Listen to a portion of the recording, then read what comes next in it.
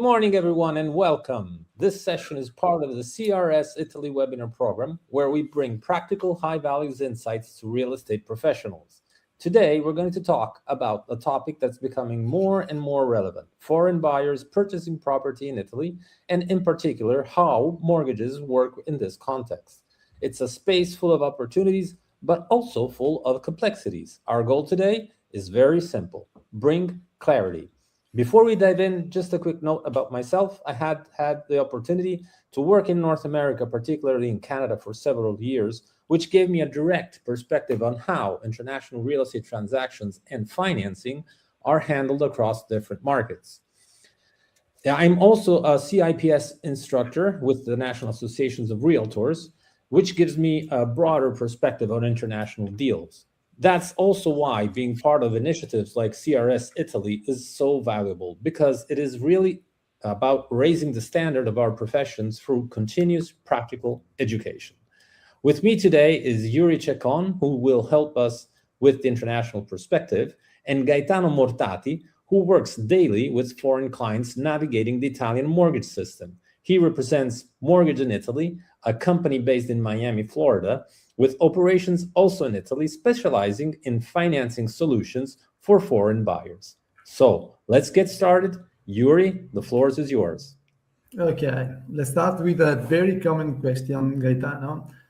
Can a foreign citizen access the first home tax benefit in Italy, such as a reduced 2% registration tax?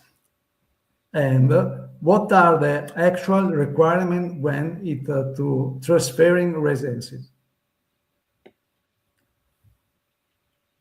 Yes, so a foreign citizen can obtain the 2% tax break on the property purchase as long as they transfer their residency to that property within a year of purchase.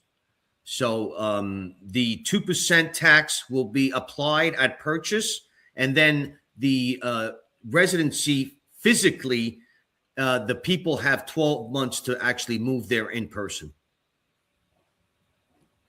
Okay. So basically, notaries and government will look close to this residence requirement. Great. Yuri, the next question. Okay. If a foreign client takes out a mortgage in Italy, but earn income only abroad, can they still reduce mortgage interest from the taxes, or do they lose this benefit? No, they would actually lose this benefit because the mortgage is in euros in Italy through the Italian banking system. Therefore, it has no relevance on their American U.S. tax return or foreign tax return. Okay, so basically, if they would earn Italian income, then they would deduct it. Is that correct? Correct. Yes. Okay. Clear. Interesting. Yuri? Let's talk about the substituted tax applied to mortgage. How does it work for non-residents? Are they any different compared to Italian residents? Well, it's yes, there's a difference. Obviously, there's two different tax brackets that will be applied to the mortgage depending on what the client wants to do. For example, if they decide to bring their residency by purchasing that property in Italy, the tax on the mortgage will be 0.25%. Okay. So they have a tax discount on the mortgage. If they don't bring their residency and they're purchasing the property as a vacation home, which in Italy is considered seconda casa, then the tax will be 2% on the mortgage amount. Okay, so basically, just to put it in simple terms, it's tied to having the legal conditions for the prima casa.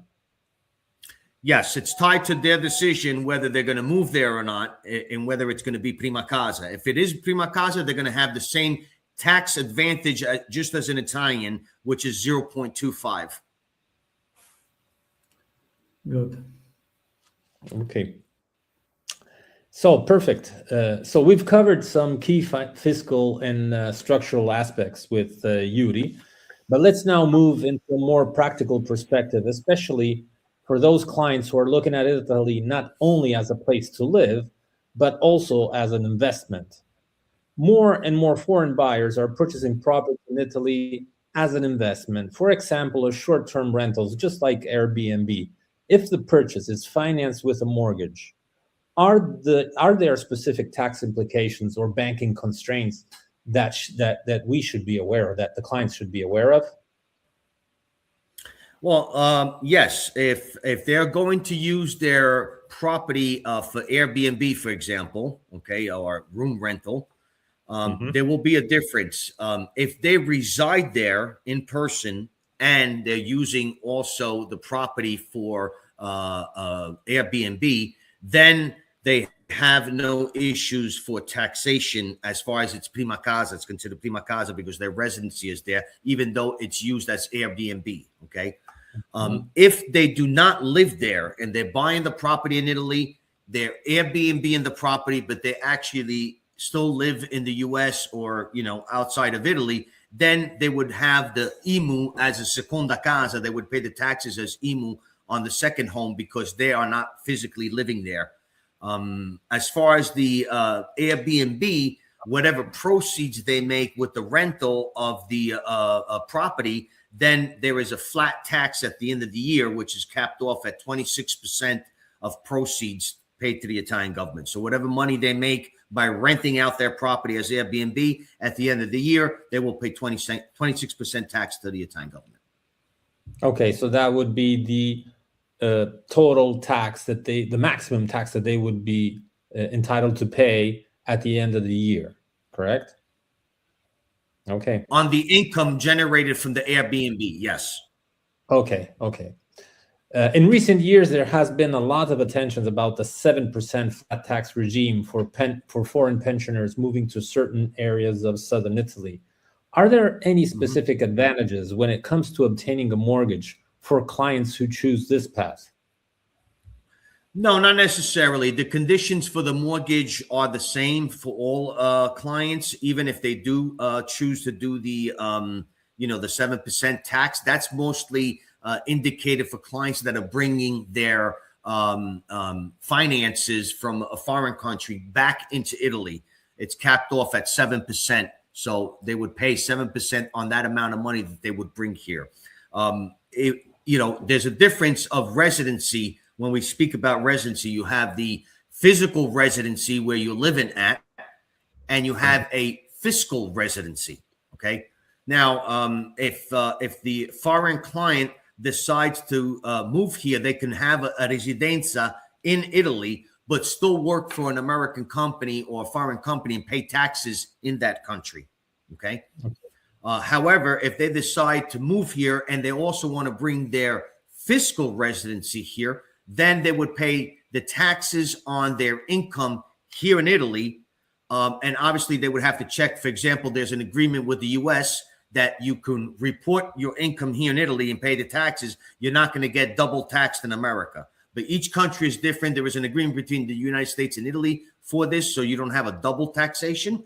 But again, the UK might be different, and Australia, Canada, you would have to really have a financial advisor, CPA, answer that kind of question. Yeah. So basically, the best advice would be to get on board an international CPA. The sooner the better, so that your fiscal planning could impact your investment along the way. I would say just to be on the safe side, you would want to ask a CPA, yes, commercialista, at least that knows about not only the Italian law but also in respect of the law of the country where the buyer is coming from. We have, for example, a couple of commercialistas here that are certified CPA in the United States and dottore commercialista in Italy, so they know both. And they do that for the American community here where we are in Vicenza, but throughout Italy. So that's somebody you would want to ask specifically for that reasoning to know and get the proper information prior to making your decision. Yes. Okay. That would make sense a lot. So coming to avoiding mistakes. So to close, just with something very practical, what is the most common mistake you see foreign buyers make when approaching the Italian banking system? 90% of my clients are American, so I always say American because I work a lot with Americans, but it's general for everybody. The mentality is that because they have a very great income and make a lot of money, that the bank is going to give them a mortgage automatically just based on their income. Okay, that is not true. It doesn't matter whatsoever. How much money they make. It's a different banking system. It's different rules. It's different regulations, and it's different laws that apply on the banking system in Italy versus a bank in America, for example. Mm-hmm. Okay. Mm-hmm. So the biggest mistake is having the assumption that because they have a very great income, they're automatically going to get a mortgage in Italy with the Italian bank. That, I think, is the biggest mistake.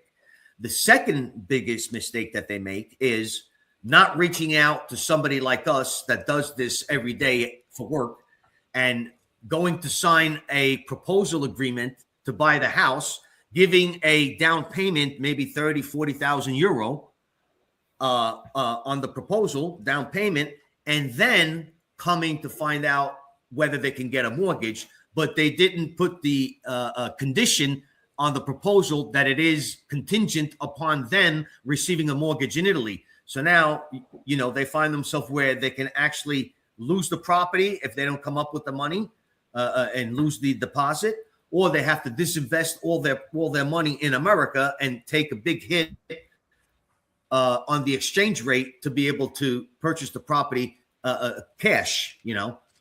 So I think that's probably the two biggest mistakes that I see very common from foreign buyers. If you want a third mistake, if you want a third mistake, I'll throw it in there. The third mistake is that they do a lot of research on ChatGPT and Google and whatnot, and there is a lot of misleading information out there. Some of it is correct, some of it is very inaccurate. You have to reach out to an expert. What's on the internet is not always completely true. And sometimes it might be true on the internet for reality purposes, but what goes on the ground in Italy is a complete different story. Yeah. So on the ground, it's two different worlds, basically. Yeah. So what you read on your research, Google, ChatGPT, and whatnot, don't always take it as 100% true and certain. So you would say, just to wrap it up, that there is this behavior of underestimating the timelines, the documents, and all the bureaucracy, the procedures that are different. So if you assume that the Italian banking system works just like the American or wherever you are from in your country, that would be a big mistake, because as you were saying, especially if they don't have advice and they go solo without a realtor, without proper advice from a CPA, an accountant, or right, or a lawyer for whatever it might be helpful for. They could undertake commitments that then they would not be able to fulfill. Yes, I will give you a very practical example, okay, of somebody that is a very, very big businessman in the United States. They were buying a property in Tuscany, a very beautiful Borgo Castello in Tuscany for 8.7 million euro. Okay. Mm-hmm. They asked us for 6 million euro mortgage. Okay. However, the client had already made the proposal and gave a deposit before he actually came to us requesting a mortgage. Mm-hmm. Okay. So we actually started the process and everything. And it became very, very frustrating and difficult. We had postponements. The bank was like, well, once the property was appraised, they actually appraised the property at 6 million. Okay. Just prudentially, in via prudenziale, To be on the safe side. lowered the estimate. So it was 6 million. So the bank said, okay, we can do a 4 million euro mortgage. Wow. Okay. And the client wasn't happy. I wanted 6. Okay. All right. I'll take the 4. All right. After we processed that and the documentation went forward with the decision making of the bank, the person in charge of the credits, looking at the paperwork and everything, came back and said, we can only give 2 million euros. Ouch. And now I have to go back to the client. The client's like, well, I don't understand. Why? I make $300,000 a month. That's his paycheck. $300,000 a month. Okay. So he's basing it on how much money he makes. Yeah. And, we got to try to explain. He says, yes, but you make that in America, not in Italy. You're still a foreigner. The Italian bank doesn't know who you are and doesn't know anything about you. So even for them to extend you any type of credit is a favor. Yeah. And not an obligation. Mm-hmm. Yeah, because there is all the credit history that is missing. We don't have that approach. Sorry, Gaetano, but in this case, the buyer was a supporter and an advisor, or he decided alone? The buyer pretty much did everything on his own without consulting first. That's why he found himself in this situation. Had he come to I say us as a business, but at my company, had he reached out to us before saying, hey, I want to buy that property, what should I do? We would have been able to reach out to the bank early, and we would have made sure that in the proposal agreement, it would have been contingent to him obtaining a mortgage in Italy. Yeah, absolutely. So even if he would have given a deposit and there would have been an issue or a problem, he would have been able to get that deposit returned back to him. Okay. In the end, he wound up buying the property. We were able to get him a 2 million euro mortgage from the bank in Italy, but pretty much he had to put out over 6.7 million himself. Wow. Euros, which with the exchange rate, dollars, it cost him a lot more. Yep. Not to mention this investment he had to do in the States, which, accrue a higher interest rate than investments here. Absolutely. And that's one of the main reasons why I speak again of American clients, but in general, most clients from the US would rather use the bank money in Italy than not disinvest their investments in the US to do the purchase. Reason? Well, very simple. They have their investments in America making 12, 14% interest rate, okay, on their investments, when a mortgage in Italy with the bank could be about 4%. 4%. So whatever they're making in capital gains on their investments in the U.S., they pay the mortgage payment in Italy. Yes. Yeah. Exactly. I mean, it only makes sense mathematically, and financially savvy. Yeah, of course. Yeah, it supports the investment. Okay, there's a big acronym that the Americans like to use, especially business people, but in general, it's called OPM, which means other people's money. Money. You use other people's money to make money. Exactly. That's the beauty of leverage, let's say. Okay, thank you, Gaetano. It's always a pleasure every time we meet you. Thank you for having me. Thank you for the invitation. I appreciate it, Gaetano. Thank you. Yeah, thank you. We've touched on quite a few technical aspects today, but always with one goal: to make a complex process more understandable. Because more clarity leads to better decisions. Thank you all for being with us, and see you next time. Thank you. See you. Thank you.